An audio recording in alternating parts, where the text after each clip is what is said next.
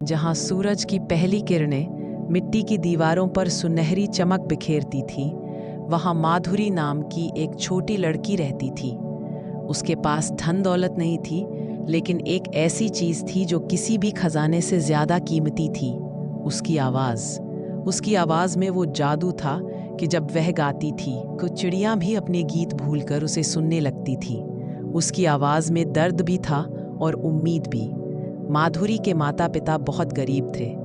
उनका एक ही सपना था कि माधुरी पढ़ लिख कर एक अच्छा जीवन जिए, लेकिन उनके पास स्कूल की फीस भरने के पैसे नहीं थे। माधुरी को ये बात पता थी, इसलिए वह अपनी माँ के साथ खेतों में काम करती थी और जो भी थोड़ा बहुत पैसा मिलता उसे अपनी पढ़ाई के लिए बचाती थी। एक दिन जब वह गांव के मंदिर के पास बैठी गा रही थी, तो वहां से एक बूढ़ा संगीतकार राम प्रसाद जी गुजर रहे थे। उन्होंने जब माधुरी की आवाज सुनी तो वे दंग रह गए।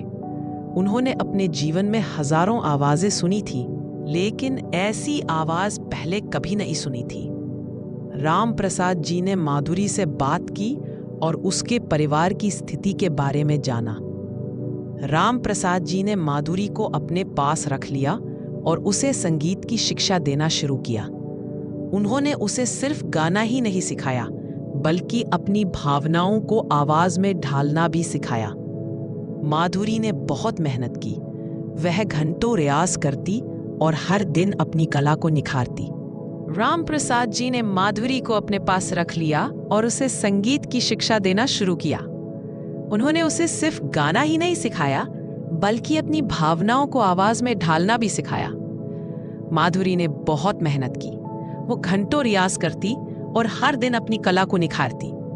कुछ सालों बाद माधुरी एक महान गायिका बन गई। उसकी आवाज की चर्चा हर जगह होने लगी। बड़े बड़े शहरों में उसके कॉन्सर्ट्स होने लगे और लोग उसकी एक झलक पाने के लिए बेताब रहते थे। उसने जो भी पैसा कमाया, उसका एक बड़ा हिस्सा अपने गांव के गरीब बच्चों की शिक्षा के लिए दान कर दिया। माधुरी ने कभी अपनी गरीबी को अपनी कमजोरी नहीं बनने दिया, बल्कि उसे अपनी ताकत बनाया। इसने अपने सपनों को अपनी मेहनत और लगन से सच कर दिखाया। उसकी कहानी यह सिखाती है कि अगर आपके पास प्रतिभा और सच्ची लगन है, तो कोई भी मुश्किल आपके रास्ते में नहीं आ सकती।